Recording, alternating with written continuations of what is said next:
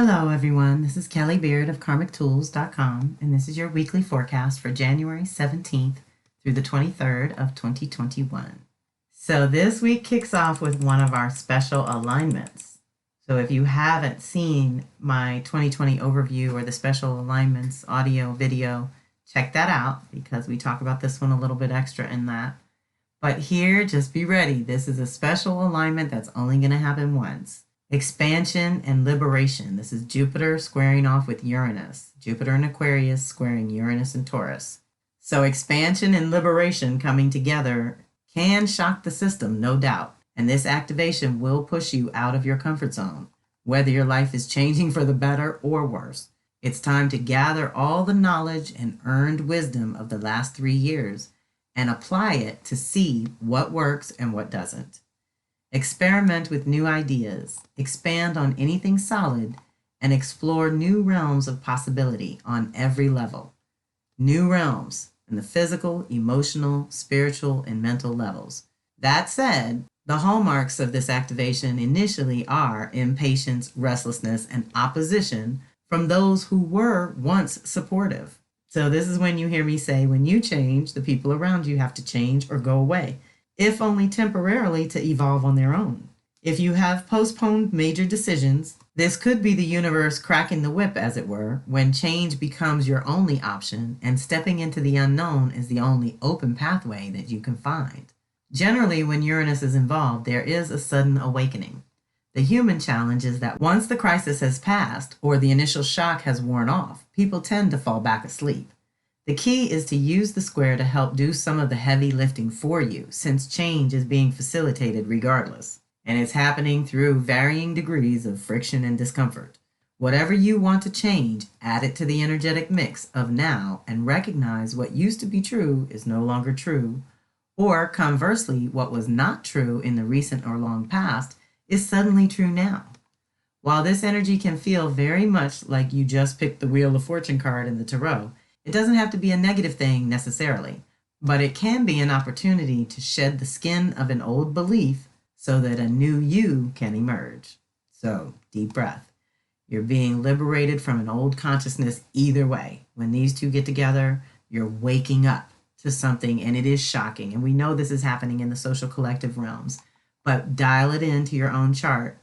The part of you, your Aquarius part, is expanding and initiating a whole new reality and purpose, as well as a new truth and story. That's all of our Aquarius departments. Initiation, big time. Squaring off with your Taurus department, wherever that is. And your Taurus department is getting the awakening and liberation from Uranus. So if you can just look at those two houses. Those are the areas of life that are part of this mix. And then you can choose consciously and direct the energy on your own behalf. And that's when it changes from feeling like friction and discomfort into just change and evolution based on what you believe to be true or possible for yourself in this moment. So jump on it, because now this is such a potent week, because then on the 20th, which is Wednesday, Mars is going to conjunct Uranus and initiate its new 2-year cycle. So as soon as Mars came out of Aries, where it extended its stay for the retrograde, so we've all been reborn in our Aries departments too. The shorthand of Mars's work is to wake up new desires, to initiate this new awakening based on who you are and what you want being radically different. So, you know me, I always like to look at the order. Once Mars came out of Aries and stepped into Taurus, its first stop was to square off with Saturn, which is to say who you are and what you want squared off with the reality and purpose. It's like we have to work something out because everything has changed. And we know that. We know that's also happening in the social collective, but Mars makes it personal. So we have to look at that. Now, if we can work out that piece, which we talked about last week, the 13th was our new moon. So on the new moon of initiating the new reality, we have this challenge to also stand on who we are and what we want, but choose to be responsible in some completely new ways, or choose commitments in a whole new way. And we're deepening our dedication probably to something new and different that we weren't expecting to dedicate ourselves to at this point. And so as that happened on the 13th, It led to an initiation and an awakening. It's like, okay, if we can get our reality and purpose in order and get it, let's say, upgraded to align with the upgrades that have come through the Mars retrograde, then it can initiate this radically new beginning 2-year cycle with Uranus that wakes you up again and initiates in your Taurus department, liberating you, hopefully in some physical, beautiful way, in a Taurus way. And as you do that, the 23rd comes around and squares Jupiter, Mars squares Jupiter, and that's going to happen this week as well. And then you have to work out what you believe to be true or possible for this liberated self you are now, this new level of consciousness that you have that you want to express in real time. We just have to work it out with the truth and purpose too. You can have this, you can be this new person, but you've got to work out the story you're telling and the reality you want to live. And in between there, you got to commit to doing it in a completely new and different way. That's going to be the formula for success, let's say. Okay, holding on to the past is going to hurt more than it helps. And so a challenge, an initiation, and a challenge, all with Mars just rolling into Taurus for the first 2 weeks. So you're using all that you've learned about yourself in the last year to pour it into the vision of the garden you want to live, right? So on the 20th, when Mars initiates with Uranus, it's already been through its activation with Saturn. It's already done that. This energy is a volatile mix, but can be directed constructively. When these two get together, it can provoke you to be completely intolerant of restrictions and gives you an undeniable urge to break free in some way, shape, or form. It's time to do things in a completely new way. Uranus is the awakener, and Mars rules who you are and what you want on one level, and your inner sacred masculine on another level, the part of you that gets your ideas out there, holds your boundaries, and negotiates on your own behalf. This is a break to realign moment, but in an initiatory way rather than a growth moment. It's time to start a new path, passion, or purpose that is born from within you. This is a brand spanking new beginning for you personally, and one that may even surprise you, let alone those around you. So stay loose, yet alert. If you have a solid sense of self and are clear about your deepest desires, then this energy is just what you need to finally and permanently break old limiting patterns of behavior which no longer suit who you have become. You will have considerable energy, so you should direct it consciously or into a project of your own making. This is a very, self-preservation is not selfish kind of energy. This is the focus on you and what you want to build with your own two hands. That is your life, and make it beautiful and harmonious and delicious and sustainable and hopefully all natural as you build. Something that you created, something truly unique, and that will ultimately reflect the truth of who and what you are. At its worst, it is violent thrashing, reactionary, and indiscriminate destructiveness. So you see, there's plenty for the dark side to do with the Mars conjunct Uranus as well. And I don't want to deny that that is absolutely playing out in another dimension. But for our purposes, and if you know your Taurus department, that's where this new beginning has to happen, and where you can choose and change rather than have it imposed upon you. Then the 23rd, Mars squares off with Jupiter, like I was saying earlier. Both are in this week together. This energy can be expressed one of two ways, like most. You can overextend yourself and your resources, becoming overly optimistic without actually doing any planning or work, relying on luck alone, and unfortunately, this expression will basically make you pay double in more ways than one down the road. The better way to express this energy is to think of what you're doing today that can benefit you in the future.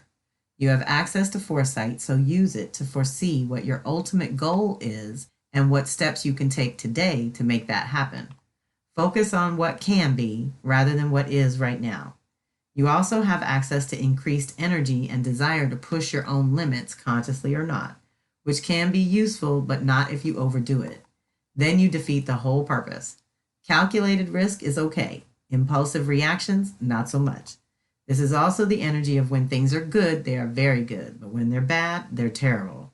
So keep it positive, stay focused, and balance your input with your output, mentally, emotionally, and physically. Same day, Venus is going to sextile Neptune. Not a bad softener to have, but let's see. This energy connects your true values and priorities to the planet of dreams, mysticism, and other dimensions. You have an opportunity to gain some real traction on making your vision tangible just by connecting to the essence you want to experience. Feel the feeling, and that will lead to the physical manifestation. This energy helps you believe in what is possible and supports any artistic expression or active practice, such as vision boards, affirmations, etc. Anything that helps you hone the actual vision. Steps and strategies are for other planets. Venus only cares about the essence of nature and love, and Neptune is definitely not who you would work with for steps and strategies. So tune into the natural beauty around you and suspend any usual inner dialogue for a day or two as soon as you can, so you can connect to some inspiration that is guided by your own heart and soul from the inside out. But make some time for that too this week. Same day, 23rd, is a very big day energetically, y'all. Sun conjunct Saturn. That is a big annual initiation. However, this will be the first one in Aquarius in 28 years. So drink it in, my Aquarian babies, or those of you with Aquarius moon, sun, moon, or rising, or prominent other placements. This energy gives you a strong dose of purpose and direction, but also reminds you that those big dreams require a solid foundation in order to flourish. The wheels that get set in motion this week are creating your future, for better or worse, so pay attention. While this is often about career matters, it is also about your responsibilities in general, the things you have to do that cannot be delegated to others. This is a great energy for organizing and planning, creating order, and organizing yourself or your life in some way that fortifies your position. If you don't do the work that you know you're supposed to be doing at the moment, you will only feel worse. So don't delay anything that can and probably should be done sooner versus later. This energy can also make you feel a little lonely or depressed. Don't give in to that. There is a time to be out and about and a time to get down to business.